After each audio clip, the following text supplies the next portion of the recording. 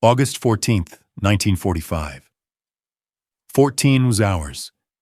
Detention barracks adjacent to McCord Field, Washington. The sound was not a hum. It was a physical tear in the sky. Keiko Sato, formerly of the Imperial Army Nursing Corps, pressed her hands against the rough wooden siding of the barracks. The vibration rattled her teeth. It wasn't the clumsy drone of the B-29s she had learned to fear in Tokyo. This was sharper, screaming. She looked up through the chain-link fence. A twin-tailed silhouette eclipsed the sun. The P-38 Lightning dropped from the clouds like a silver hawk, banking hard to the left. The sun glinted off its polished aluminum skin. No camouflage, just arrogant, blinding metal. It was flying low, dangerously low, the twin Allison engines howling a distinct, harmonic dissonance that sounded like the end of the world.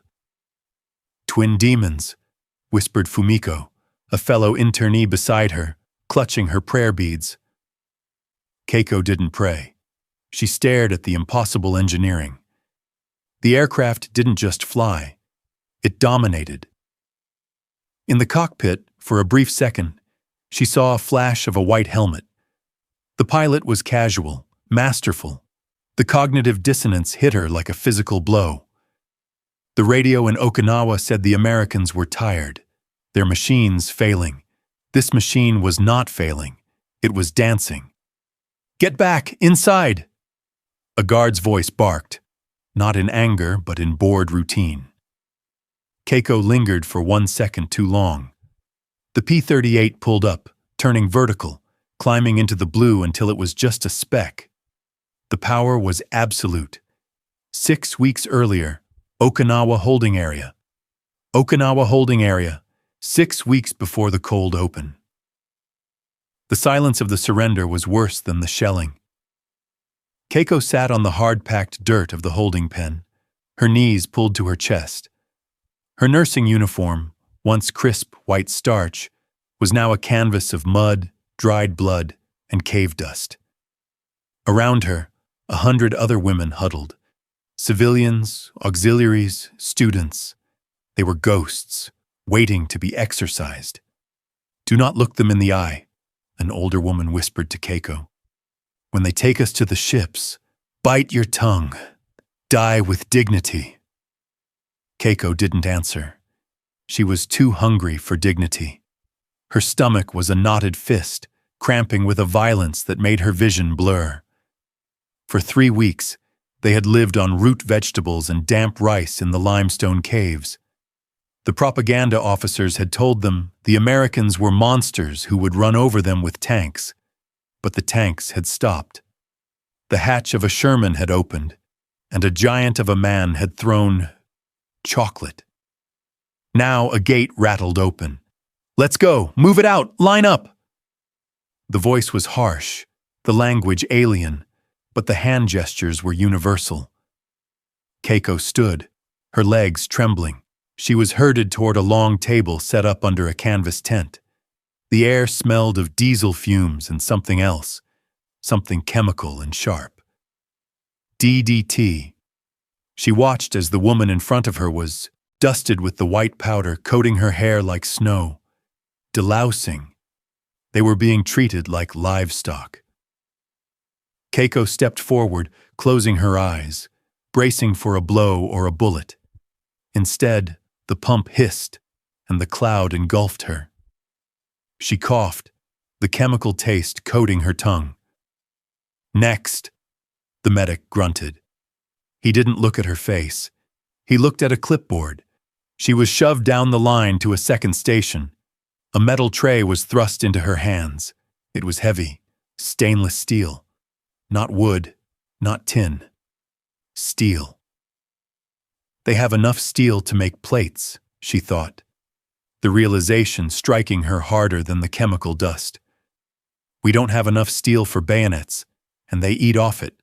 A ladle splashed a mound of scrambled eggs onto the tray. Yellow, bright, impossible yellow.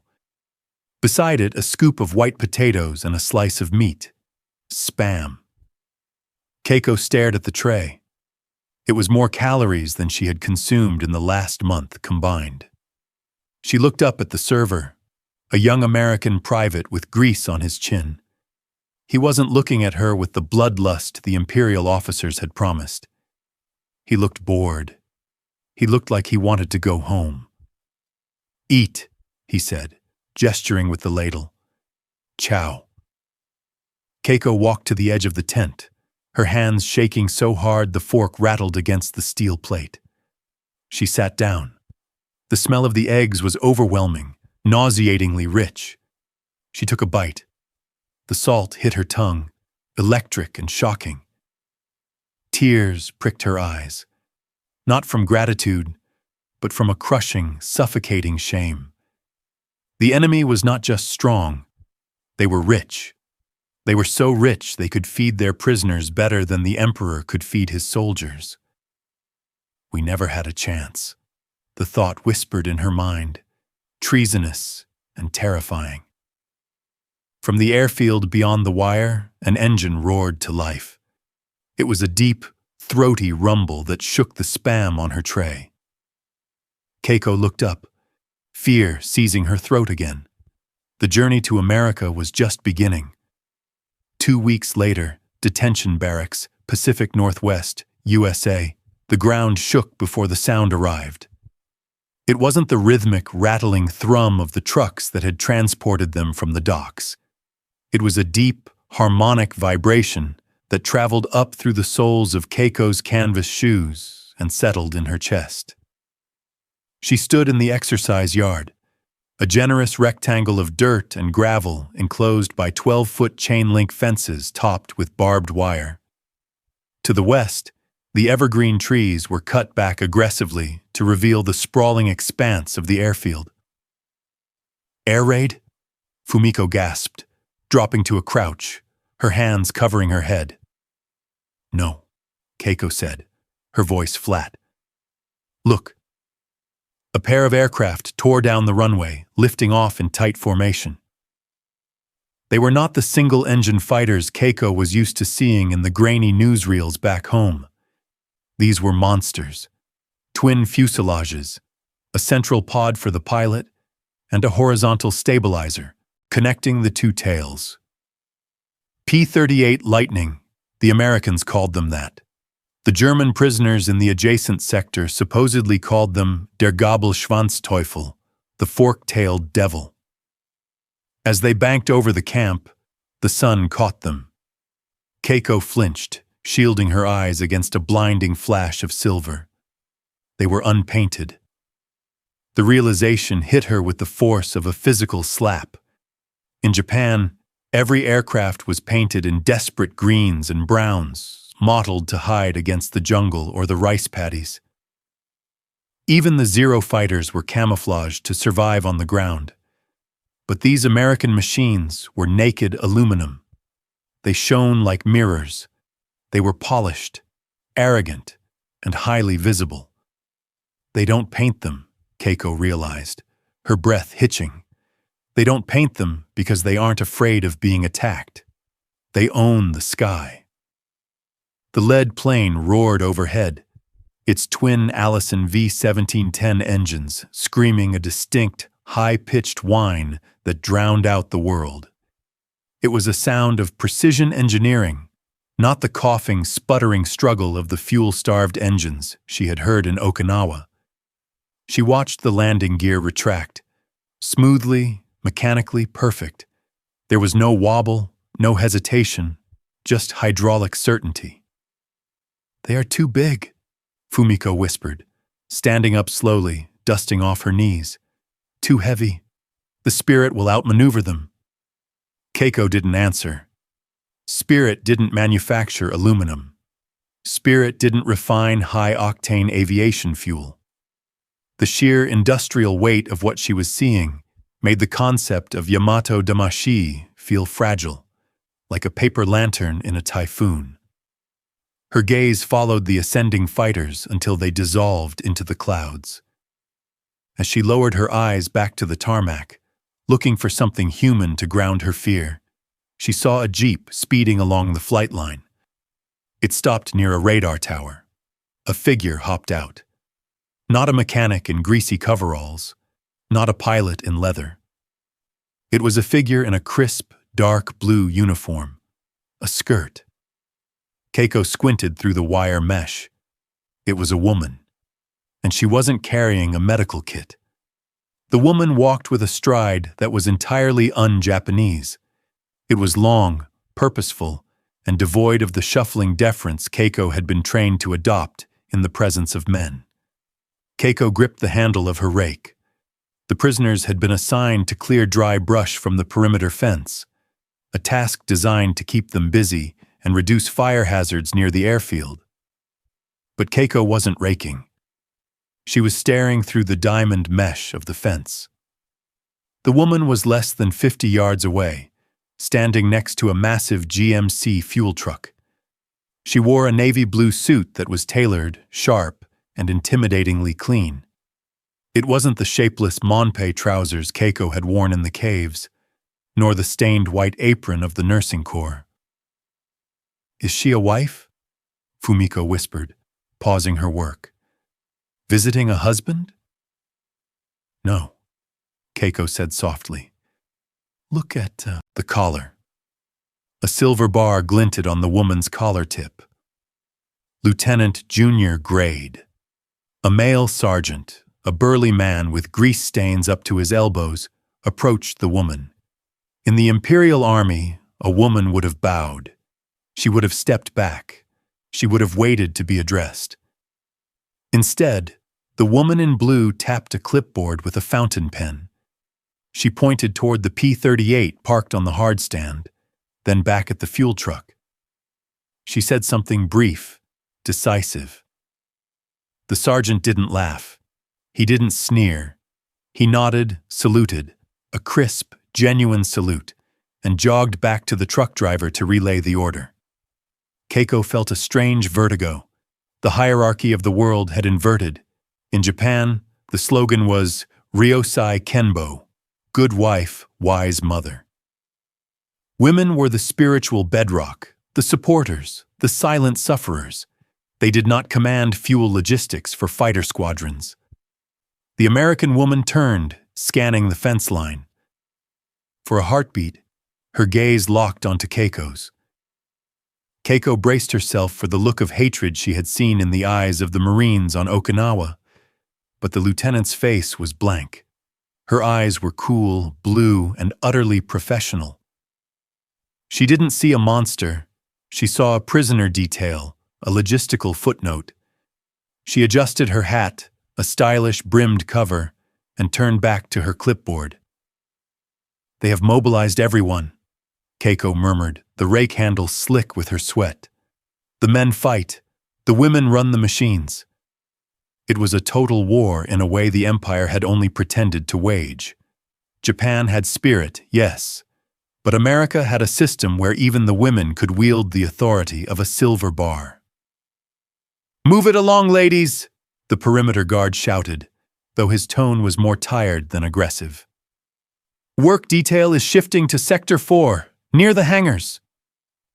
Keiko shouldered her rake. Sector 4 was closer. Closer to the noise. Closer to the truth. The hangar doors were open, gaping maws that swallowed the afternoon light. Keiko stood near the drainage ditch, ostensibly clearing debris, but her eyes were fixed on the P-38 parked on the concrete apron. Its engine cowlings were removed, exposing the complex guts of the machine. A mobile A-frame hoist straddled the left wing. In the Imperial Army, an engine overhaul was a sacred, desperate ritual. Mechanics would toil for days, reusing gaskets, machining new valves from scrap metal, praying over worn pistons. A broken engine meant a grounded plane, and a grounded plane meant shame. Keiko watched, expecting to see the American mechanics disassemble the cylinder heads. Instead, they unbolted the entire engine. With a groan of chains, the massive Allison V-1710, a liquid-cooled V-12 beast, was lifted bodily out of the airframe. It swung in the air, dripping oil, a dead heart removed from a silver chest. They will take it to the shop, Keiko thought. They will spend a week fixing it. But the mechanics didn't wheel it to a shop. They lowered it onto a rough wooden pallet and pushed it to the side, near a pile of scrap metal. Then, a forklift reversed into view. It carried a long, pale wooden crate. On the side, stenciled in black ink, were words Keiko could read. Allison Div, General Motors. A mechanic used a crowbar to pry the lid open. The sound of splintering wood cracked through the air. Inside, wrapped in oil paper and gleaming with factory grease, was a brand new engine. Keiko stopped breathing. It was pristine. It had never known the sky. It had been built in a factory in Indiana or Michigan, shipped across a continent, and delivered here as casually as a sack of rice. They weren't fixing the plane. They were reloading it.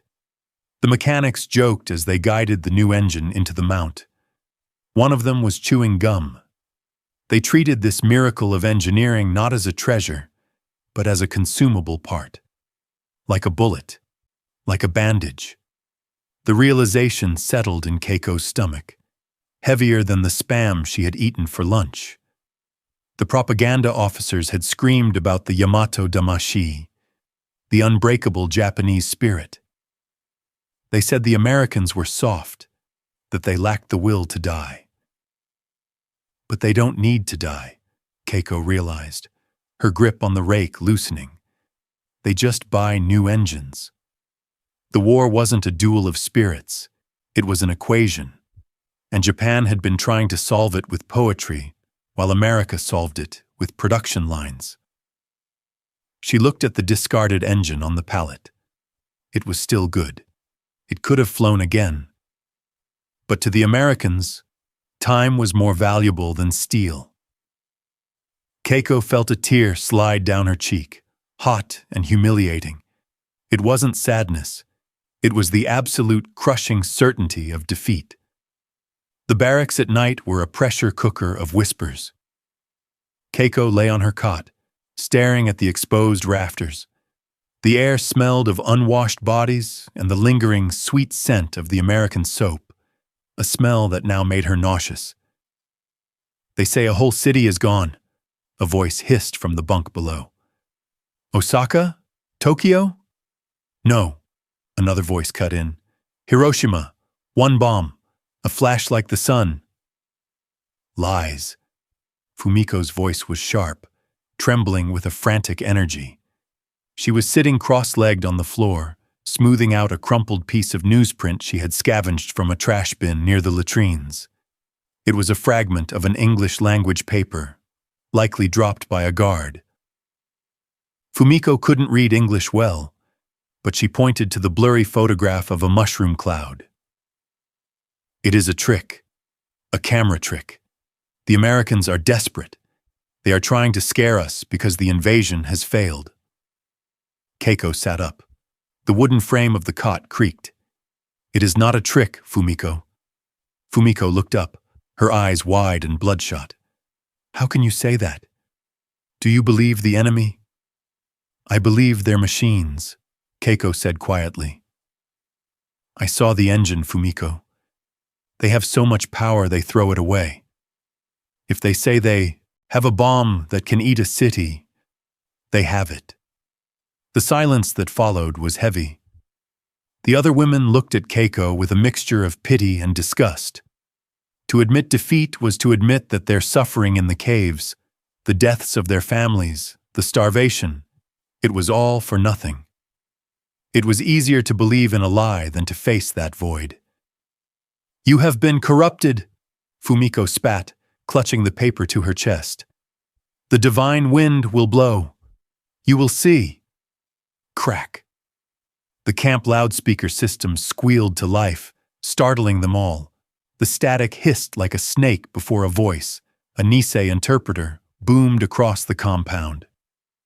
Attention! All prisoners will remain indoors until Zoro 600. Air raid drill in progress. This is a drill. Outside, a siren began to wail. It was a rising, falling mechanical scream that pierced the thin walls of the barracks. Fumiko smiled, a terrifying, hopeful smile. "You see? A drill. They are afraid. Our planes are coming." Keiko went to the window. She looked out at the airfield. The floodlights were not doused. The mechanics were not running for cover. They were walking casually, smoking cigarettes, ignoring the siren. It wasn't a drill for defense. It was a drill for victory.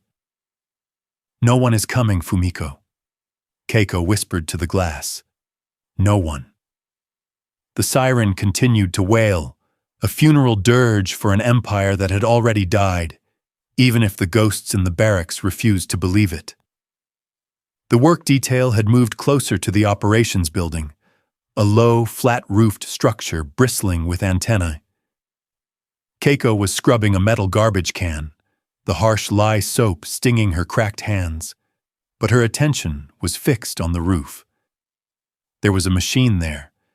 It looked like a giant rectangular bed spring made of wire mesh, mounted on a rotating platform. It spun with a hypnotic, rhythmic whoosh-whoosh, scanning the horizon endlessly. It never sleeps, Keiko thought. It never blinks. Inside the glass-walled control room beneath the antenna, she saw the woman in blue again, Lieutenant Miller. She was wearing a heavy headset, the thick black cups clamping over her ears. She wasn't looking out the window. She was looking down at a glowing circular scope. Keiko watched, mesmerized. High above, a flight of P-38s was returning, mere specks against the overcast gray. They were disorganized, drifting. Inside the glass box, Lieutenant Miller pressed a switch and spoke into the microphone strapped to her chest. She didn't look up. She simply moved a plastic marker on the table. 2 seconds later, the lead plane in the sky dipped its wing. The entire formation shifted, snapping into a tight, disciplined line, correcting their course toward the runway. Keiko felt a chill that had nothing to do with the wind. In the caves of Okinawa, the officers had told them to move at night. "Darkness is our ally," they said. "The Americans are blind in the dark." But the woman in the glass box didn't need light. She didn't need eyes. She was guiding metal beasts through the clouds with nothing but her voice and that glowing green circle. "Magic," a young prisoner named Aiko whispered, stopping her scrubbing. "It is sorcery." "No," Keiko said, her voice trembling. "It is waves, like radio. They can see the air." The realization was more terrifying than any bomb. You could hide from a bomb. You could dig a hole. But you couldn't hide from this. The Americans had turned the sky itself into a trap. Every movement, every breath was measured, tracked, and countered. Lieutenant Miller took off her headset and rubbed her temples. She looked exhausted. For a moment, she looked human again. Then she reached for a paper cup of coffee and took a sip, her eyes drifting to the prisoners in the yard. She didn't see enemies. She saw data points. Keiko scrubbed the can harder, trying to drown out the whoosh-whoosh of the spinning antenna. It was the heartbeat of a monster that knew everything. The Emperor was a god in stories, but this machine was a god in reality, and it was watching them. August 14, 1945. The routine broke at 16 hours. Usually, the camp operated with the precision of a clock, shift change, head count, chow. But today, the rhythm fractured. A jeep skidded to a halt near the main gate, kicking up a cloud of dust. A soldier jumped out, waving his cap in the air, screaming words Keiko couldn't catch. Then, the running started. Guards abandoned their posts. Men poured out of the barracks, not with rifles raised for combat, but with their shirts unbuttoned, laughing, embracing. "This is it," Fumiko whispered, her face draining of color. She gripped Keiko's arm, her fingernails digging into the flesh. They are coming to finish us. The Emperor has fallen. They will kill us all. Keiko felt a cold paralysis seize her legs. The propaganda had been clear. If Japan falls, the enemy will show no mercy. She looked for a weapon. A rock, a stick, anything. 3 guards ran toward the fence. Keiko held her breath, closing her eyes, waiting for the crack of an M1 carbine. "It's over! It's over!" one of them yelled. He didn't aim his weapon. He didn't even look at Keiko. He ran right past the prisoner's compound, sprinting toward the airfield. In his hand, he didn't hold a grenade. He held a glass bottle, ribbed and contoured. Coca-Cola. He smashed the cap off against a fence post, causing the dark brown liquid to fizz over his hand, and chugged it while laughing at the sky. Keiko opened her eyes. The Americans were not hunting. They were dancing. A strange, heavy silence descended on the prisoners' side of the wire. They stood like statues in a storm of joy. They were braced for martyrdom, for a glorious, tragic end. But the Americans denied them even that. The enemy didn't hate them enough to kill them. The enemy simply wanted to go home and drink sugar water. "They are not angry?" Aiko asked, her voice small. "No," Keiko said, the tension leaving her body so fast she almost collapsed. "To them, we are not demons. We are just work that is finished." It was the ultimate humiliation. The Empire had demanded they die for a cause that the Americans treated like a shift at a factory. The war ended not with a bang of execution, but with the pop of a soda bottle. From the airfield, the roar of engines started up, a massive collective thunder. Every P-38 on the line was cranking over. Keiko turned to the fence. The fear was gone, replaced by a hollow, ringing clarity. She walked to the wire, her hands resting on the metal diamonds. She wasn't a soldier anymore. She wasn't a prisoner. She was just a witness. 3 days later. The camp gates were open, not for an escape, but for a transfer. Keiko stood in line, clutching a canvas barracks bag the Red Cross had distributed that morning. Inside were items that would have been worth a fortune in Tokyo. A tin of powdered milk, a sewing kit, 2 bars of chocolate, and a pair of sturdy leather shoes. "They say Tokyo is ash," Fumiko said, her voice hollow. She was no longer praying. She was staring at her new shoes, afraid to scuff them. "What will we go back to?" "We will go back to build," Keiko said. It was a strange thought. For years, she had been trained to destroy or to die. Building felt harder. A roar built in the distance. The sound she now knew better than her own heartbeat. Keiko looked up. It was the image from the first day. The sun was high, and a lone P-38 Lightning dropped from the clouds, its twin tails slicing the air. But this time, it wasn't alone. Behind it, 3 more fighters fell into formation, then 4 more. A diamond shape. They were flying low, celebrating the peace with a display of pure, unadulterated power. The lead plane banked hard to the left, the silver skin flashing. Twin demons, Fumiko had called them. Keiko squinted against the glare. As the plane tipped its wing, she saw the cockpit clearly. She saw the white helmet of the pilot. He wasn't looking for targets. He had his canopy slid back, his arm resting on the frame, feeling the wind. He was just a man. A man in a machine built by a woman in a factory, fueled by a truck driven by a sergeant, guided by a lieutenant in a glass box. There was no magic. There were no demons.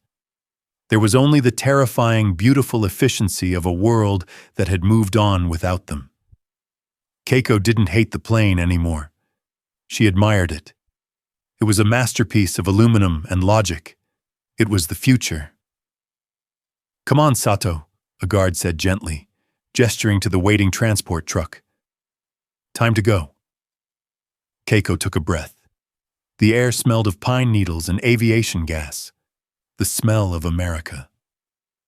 She looked at the P-38 one last time as it climbed into the vertical, vanishing into the infinite blue. She picked up her bag. It was heavy, but she could carry it. Yes, Keiko said, her English clumsy but firm. I am ready. She stepped onto the truck, leaving the fence behind, moving toward the ruins of her home, ready to survive.